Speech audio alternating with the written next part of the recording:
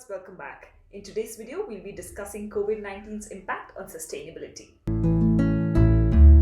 I think one of the major problems with this lockdown or the COVID-19 pandemic is that there's increase in single-use products. A lot of people are buying and stocking up in their houses because of the uncertainty of the lockdown, and all these single-use products or even plastic waste will eventually end up in the landfill because 90% of them cannot be recycled.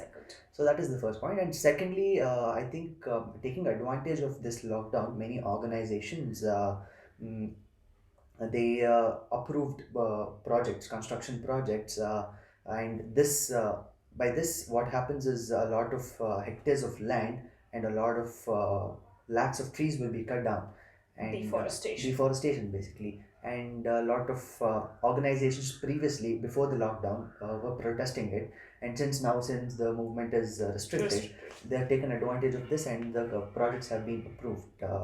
So that is one more thing. And the third thing would be recycling and reusability. Recycling has been affected big time. Considering I know a lot of people are very apprehensive about coming in contact with already used products. So I know a lot of countries who have halted recycling programs completely because they're super scared of having to touch those items or even distribute those items to other recycling centers as well, which increases the chance of the virus being spread. So to contain the virus, recycling is almost at a halt in most countries, and which is kind of a big concern when it comes to the impact of COVID on sustainability, and which also leads to reusability, right? Reusability is another big thing that's going to impact us, because when we talk about sustainability, reusability is one thing that needs to be ongoing to help sustainability on a larger scale. And this is going to take a big impact again, all because of the impact of the virus that people are afraid of. And that's one big thing that we need to be worried about: recycling and reusability. So another point was, since now to be cautious and careful about the virus not spreading, like we have taken precautions like washing hands. There's a lot of advertisement going on or awareness being raised about how you need to wash hands, how you need to be hygienic. But this a downside to this was there's a lot of increase in water consumption. Like people were they wanted to wash everything that they're using, and this makes sure everything is clean. So this eventually led to an increase in the increase of consuming how we consume water basically. And I know it is a necessity, but it is it's one of the downsides. Yeah. The medical waste is something I was reading about, and I thought I should share this with you guys.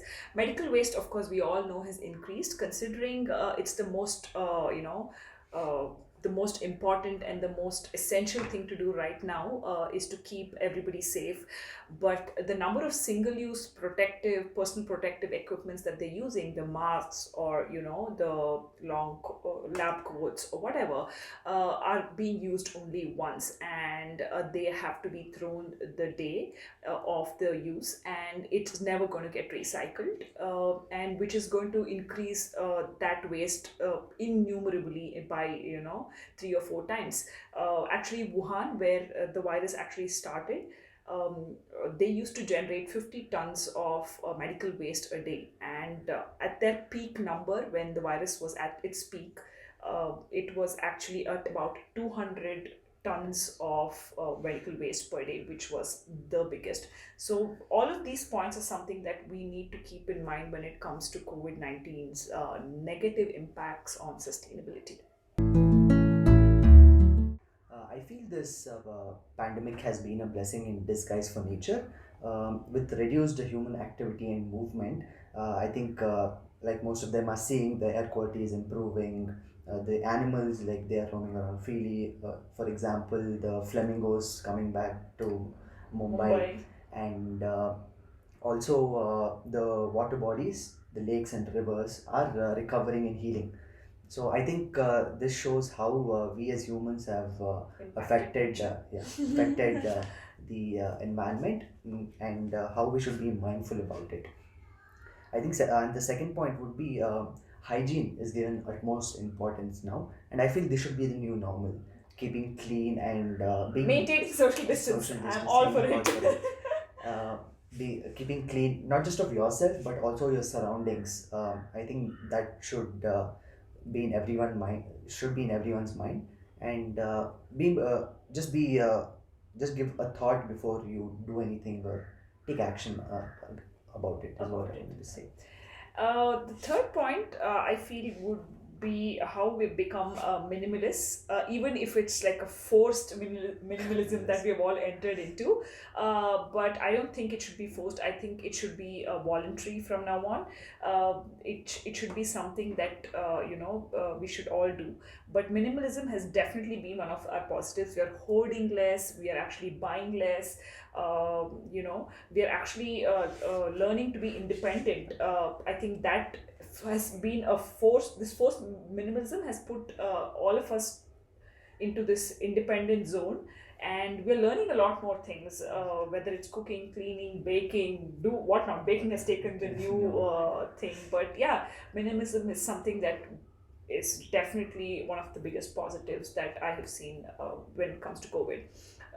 And the fourth one would be, I think, because telecommunicating has increased, whether it's WhatsApp, Zoom, or whatever, right? We are all connected through our devices, which has reduced unnecessary travel that we always used to do. Whether it was going to meet a friend, we would just ride our cars or ride our bikes and would just be at their place.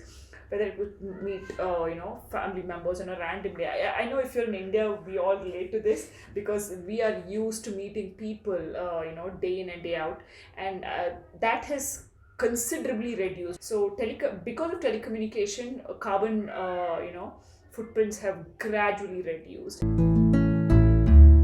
As we all try to get back to the accepted new normal, I think we should not forget these positives and negatives that have impacted us in so many ways. I think if we actually try to forget this, I think it would be downright irresponsible, because it's all taking a backseat in your mind once all the social distancing and the lockdown guidelines have been removed, and we actually don't have to do them any longer.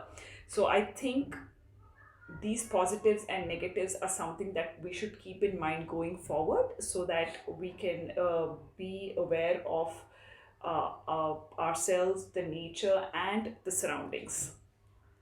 I think most importantly, I would like to thank the doctors, the policemen, the essential workers, the volunteers, and everyone who's trying to help in this situation. I think they deserve an applause for the relentless work they're doing, and irrespective of, and they know that they're putting their own lives at risk. I think they're doing a great job, and I think we should also help them by staying home and staying safe.